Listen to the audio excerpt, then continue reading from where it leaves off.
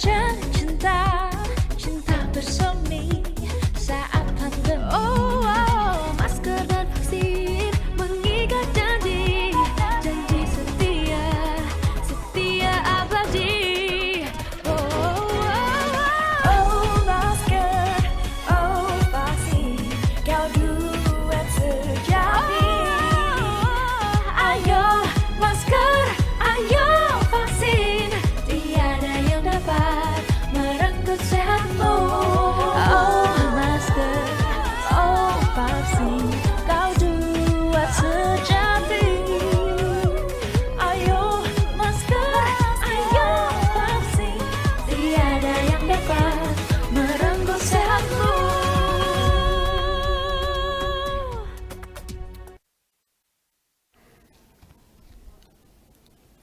Assalamualaikum warahmatullahi wabarakatuh. Selamat sore, salam sejahtera untuk kita semuanya. Hari ini saya akan menyampaikan perkembangan penanganan COVID-19 di Indonesia terkini. Berdasarkan data perkembangan COVID-19 di tingkat global dan nasional per tanggal 28 Juni, ternyata beberapa negara di dunia juga tengah mengalami kenaikan kembali setelah sempat mempertahankan penurunan kasus yang cukup lama. Tentunya, perkembangan di setiap negara dapat berbeda karena karakteristik dan pola pengendalian COVID-19 di negara tersebut. Jika diurutkan berdasarkan persentase kenaikan kasus positif mingguan tertinggi, yaitu Indonesia menjadi yang paling signifikan kenaikannya, yaitu naik 620% dalam 28 hari. Sedangkan Bangladesh naik 500% dalam 22 hari, Inggris naik 380% dalam 23 hari, Italia naik 241% dalam 25 hari, Jerman naik 209% dalam 22 hari, Singapura naik 116% dalam 18 hari, Malaysia naik 49% dalam 19 hari, dan Amerika Serikat naik 14% dalam 8 hari. Hal ini penting menjadi perhatian karena dengan meningkatnya kembali kasus pada beberapa negara tersebut, artinya kita perlu kembali waspada dan ini membuktikan bahwa COVID-19 masih ada. Di Indonesia sendiri, selama 2 hari berturut-turut, kasus harian terus berada di atas angka 2.000 kasus. Meskipun angka ini terbilang tidak besar jika dibandingkan dengan angka pada berbagai puncak kasus yang telah kita lewati, namun tetap perlu segera ditekan agar tidak semakin bertambah. Terlebih kasus positif di Indonesia. Jika berkaca pada grafik kasus per bulan di tahun 2021, di bulan yang sama dengan sekarang, yaitu Mei hingga Juni, terjadi kenaikan sebesar lebih dari 200.000 kasus, yaitu dari 153.000 menjadi 356.000 kasus selama 2 bulan. Angka ini mencapai puncak di bulan Juli 2021 sebesar total penambahan lebih dari 1 juta kasus selama bulan Juli 2021. Perlu diingat bahwa di tahun lalu karena kasus positif ini baru mengalami penurunan setelah 3 bulan. Kenaikan kasus ini terjadi pasca Idul Fitri dan Idul Adha dan juga diperkuat dengan periode libur anak sekolah. Di tahun ini, kabar baiknya, angka pada periode bulan yang sama terbilang jauh lebih kecil dibandingkan tahun lalu. Jika di tahun lalu mencapai 350.000 kasus dalam 1 bulan, di tahun ini di bulan Juni hanya sebesar 31.000 kasus bulanan. Angka di bulan lalu, yaitu bulan Mei, bahkan lebih kecil lagi, yaitu hanya 8.000 kasus bulanan. Di satu sisi, angka yang rendah ini jika dibandingkan dengan tahun lalu, menunjukkan bahwa kita semakin resilient dan terus memperbaiki situasi ke arah yang lebih baik. Namun di sisi lain, kita harus waspada karena adanya kenaikan lebih dari 23.000 kasus dalam 1 bulan. Menandakan bahwa tingkat penularan di tengah masyarakat semakin meluas. Ditambah lagi, di tahun lalu, bulan Juli menjadi puncak kasus tertinggi hingga lebih dari 1 juta kasus dalam 1 bulan. Ini perlu kita waspadai karena saat ini merupakan periode libur anak sekolah dan cenderung meningkatkan mobilitas masyarakat ke tempat-tempat wisata. Selain itu, aktivitas masyarakat tentunya juga meningkat menjelang Idul Adha. Tidak lelah saya ingatkan bahwa masker masih sangat penting untuk menjadi tameng kita dari virus COVID-19. Adanya kenaikan kasus ini bisa saja terjadi karena mulai lengahnya kita dalam menaati protokol kesehatan karena terlena dengan keadaan yang terkendali. Saya mengajak semua masyarakat untuk terus melakukan protokol kesehatan dan benar-benar berdisiplin menjaga diri, keluarga, serta lingkungan tempat tinggal agar tidak menjadi klaster-klaster baru penularan COVID-19. Ingat, protokol kesehatan adalah kunci keberhasilan penurunan kasus dan pemulihan aktivitas masyarakat saat ini. Keberhasilan yang telah kita raih hingga saat ini penting untuk dipertahankan dan terus diupayakan agar dapat bertahan selama mungkin. Selanjutnya, saya ingin menekankan bahwa vaksin juga sama pentingnya dengan memakai masker, karena vaksin akan melindungi masyarakat secara menyeluruh dengan meningkatkan kekebalan komunitas. Sayangnya, cakupan vaksin booster masih belum signifikan peningkatannya, di mana cakupan nasional baru sebesar 24%. Selain itu, 28 dari 34 provinsi cakupan vaksinnya juga masih di bawah 30%. Hanya Bali yang sudah di atas 50%, disusul dengan DKI dan Kepulauan Riau di atas 40%, dan DIY, Jawa Barat, dan Kalimantan Timur di atas 30%. Sejak dimulai pada bulan Januari 2022, progres vaksinasi booster terbilang lebih lambat dibandingkan dengan dosis 1 dan dosis 2. Pada awal pelaksanaan vaksinasi dosis 1 dan 2, cakupan dapat meningkat 60% dalam kurun waktu 6 bulan, yaitu antara bulan Juni sampai dengan Desember 2021. Namun, pada vaksin booster, pada kurun waktu yang sama, sejak Januari hingga Juni 2022, cakupan baru meningkat sebesar 20%. Peningkatan cakupan vaksin booster membutuhkan peran serta seluruh lapisan masyarakat. Saya meminta tegas kepada pemerintah daerah untuk menjaga daerahnya masing-masing dengan kembali menggalakkan vaksinasi dosis booster. Pastikan masyarakat sudah teredukasi dengan baik tentang pentingnya booster. Mohon juga dapat segera koordinasikan dengan Kementerian Kesehatan mengenai ketersediaan dan distribusi vaksin sesuai dengan kebutuhan. Saat ini untuk kegiatan masyarakat berskala besar sudah mensyaratkan untuk wajib vaksin booster bagi pesertanya. Dan kedepannya akan segera menjadi persyaratan juga untuk dapat memasuki fasilitas publik. Untuk itu, mohon segera melakukan vaksin booster dan ajak seluruh keluarga dan kerabat untuk segera melakukannya. Seperti gambaran kondisi data yang saya sampaikan sebelumnya, kita kembali mengalami tren kenaikan kasus COVID-19 secara global maupun nasional setelah munculnya subvarian baru Omicron yaitu BA4 dan BA5. Berdasarkan data dari GIS8, bahwa dalam 1 bulan terakhir, sebanyak lebih dari 99% varian yang dilaporkan dari Indonesia adalah varian Omicron termasuk kedua varian tersebut. Secara geografis, persebaran varian Omicron ini cukup merata baik di Pulau Sumatera, Jawa, Kalimantan, dan Sulawesi. Selain itu, terjadi tren kenaikan keterisian tempat tidur di Rumah Sakit Darurat COVID Wisma Atlet.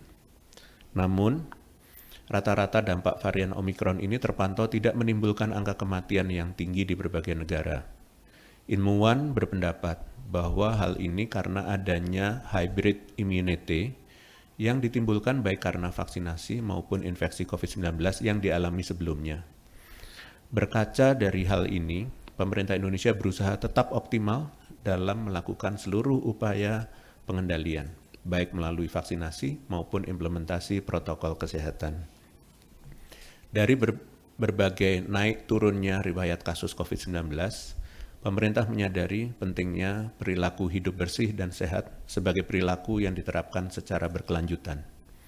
Prinsipnya, kita harus tetap siaga, disiplin, dan pantang lalai baik saat kondisi kasus COVID-19 naik maupun melandai.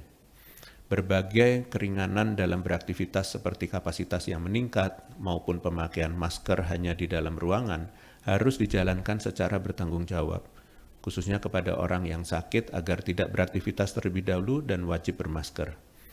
Hal ini sebagai bentuk antisipasi jika nantinya terdapat kemunculan varian baru atau kenaikan kasus yang tidak terelakkan, sehingga setidaknya tidak terjadi lonjakan angka kasus maupun angka kematian yang signifikan.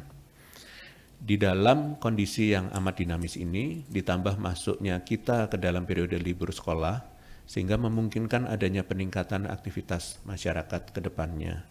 Untuk itu, penting kita bersama mencoba kembali mengulang ingatan kita bersama mengenai kebijakan-kebijakan pengendalian COVID-19 nasional yang masih berlaku hingga saat ini. Berikut 4 jenis kebijakan yang masih berlaku untuk kembali ditelaah agar dapat dipatuhi dengan baik, di mana untuk perjalanan antar daerah di dalam wilayah Indonesia berlaku wajib vaksin lengkap atau booster jika hendak bepergian tanpa wajib tes COVID-19. Yang kedua adalah wajib tes COVID-19, RT-PCR 3 kali 24 jam atau antigen 1 kali 24 jam jika baru menerima 1 dosis vaksin. Yang ketiga, wajib menunjukkan surat keterangan dari rumah sakit pemerintah jika tidak bisa divaksin tanpa perlu tes COVID-19. Sedangkan keempat, untuk anak usia kurang dari 6 tahun yang hendak melakukan perjalanan dikecualikan untuk menunjukkan kartu vaksinasi dan wajib testing dengan catatan dapat melakukan perjalanan jika pendamping perjalanan telah memenuhi syarat perjalanan sesuai dengan ketentuan. Untuk pengaturan aktivitas sosial masyarakat berlaku yang pertama, berlakunya PPKM sesuai level di tiap kabupaten kota. Secara umum, pengaturan kapasitas di tiap aspek aktivitas masyarakat di level 1 sebesar 100% dan level 2 sebesar 75% dalam kondisi penerapan protokol kesehatan yang tetap ketat. Kedua, ketentuan khusus untuk pelaksanaan acara besar di mana peserta melebihi 1.000 orang, yaitu kewajiban telah divaksinasi booster bagi usia 18 tahun ke atas dan vaksinasi dosis lengkap untuk usia 6 sampai dengan 17 tahun. Kemudian yang kedua, pemberlakuan screening dan perizinan spesifik yang menyesuaikan kondisi dan kapasitas masing-masing acara. Untuk kedatangan dari luar negeri berlaku wajib sudah divaksin bagi siapapun yang hendak memasuki Indonesia. Jika belum, maka wajib karantina selama 5 kali 24 jam dan melakukan tes konfirmasi untuk menyelesaikan karantina tersebut. Wajib tes konfirmasi COVID-19 saat ketibaan bagi yang menunjukkan gejala mirip COVID-19 atau disebut suspek, dan wajib menunjukkan surat keterangan tidak menularkan jika baru menyelesaikan masa isolasi di negara asal kedatangan. Untuk kepergian ke luar negeri, berlaku pemerintah akan mengatur bahwa orang yang akan berangkat ke luar negeri wajib untuk sudah divaksin lengkap atau booster, kecuali untuk usia kurang dari 6 tahun, dengan tujuan keselamatan dan kesehatan masyarakat dimanapun berada, termasuk tidak menularkan kembali orang lain di sekitarnya. Perlu menjadi catatan bahwa kebijakan mobilitas dalam dan luar negeri serta protokol kegiatan acara besar akan berlaku sampai waktu yang tidak ditentukan, namun dapat berubah menyesuaikan perubahan kondisi kasus ke depannya. Namun khusus untuk penerapan PPKM terkini akan berlaku sampai dengan tanggal 4 Juli mendatang, seiring dengan dilakukan evaluasi assessment leveling kabupaten kota secara rutin. Mohon untuk menunggu untuk update kebijakan terbaru tersebut. Dan sebagai penutup, saya akan menyampaikan update penanganan wabah lainnya. Sebagai tindak lanjut amanat Presiden Joko Widodo yang diharapkan penyelesaian permasalahan PMK yang kembali merebak di Indonesia, sebangun dengan penanganan COVID-19, baik dari sisi protokol kesehatan, testing, obat-obatan, vaksinasi, dan lain sebagainya. Pemerintah menerbitkan keputusan Ketua KPCPEN nomor 2 tahun 2022 pada tanggal 24 Juni kemarin untuk membentuk Satgas Penanganan PMK yang dipimpin langsung oleh Kepala BNPB untuk saling bahu-membahu bersama dengan Kementerian Pertanian dalam menyelesaikan permasalahan strategis PMK secara cepat dan tepat.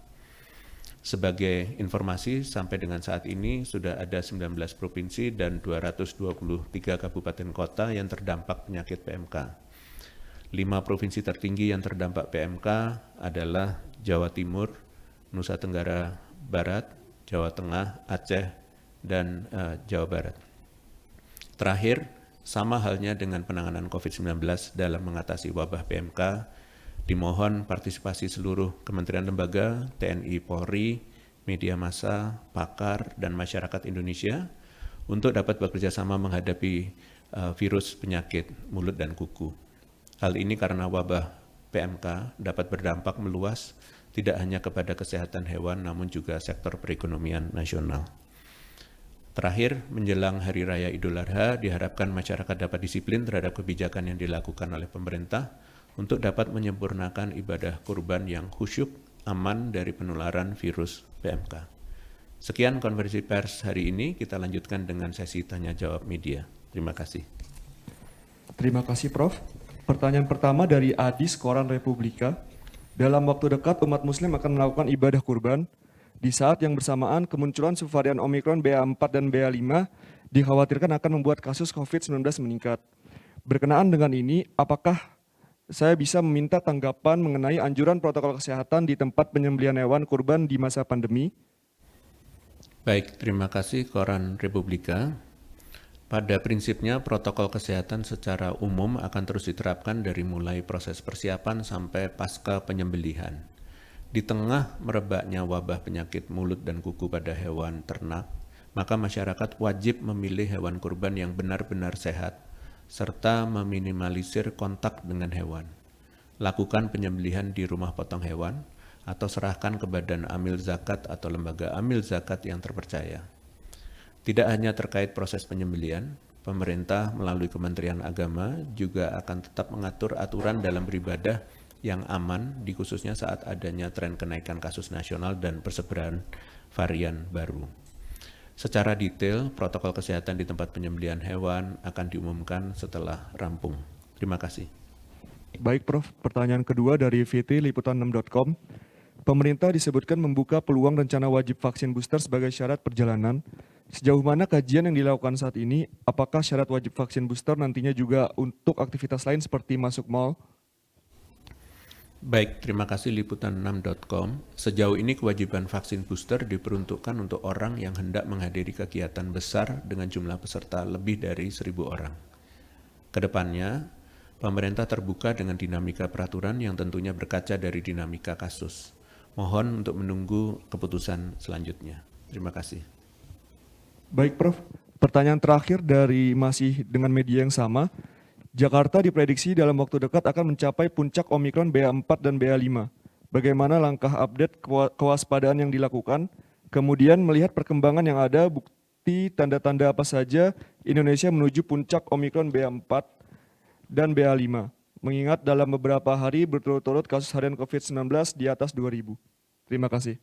Baik, terima kasih. Sebagaimana yang saya jelaskan sebelumnya, bahwa pemerintah akan terus mengkampanyekan kepatuhan protokol kesehatan, baik saat kasus landai maupun cenderung naik. Kebijakan yang telah ada akan terus dioptimalisasi implementasinya dan terus disesuaikan dengan kondisi dan situasi yang terbaru.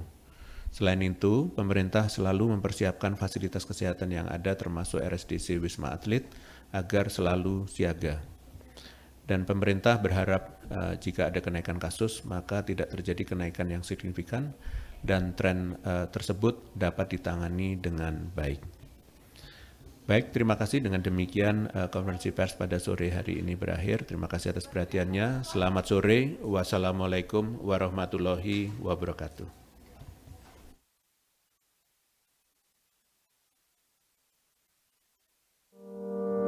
Pandemi hanya akan pergi bila kita saling peduli. Sebab bila tidak, gelombang baru datang dan pergi. Berani mengingatkan orang lain untuk lindungi diri, saling jaga, mau menerima dan rela memberi. Kencangkan lagi maskermu. Kurangi mobilitas dan hanya untuk yang perlu. Rutin olahraga dan vaksinasi lengkap demi imunitasmu. Kita percaya, kita pasti bisa.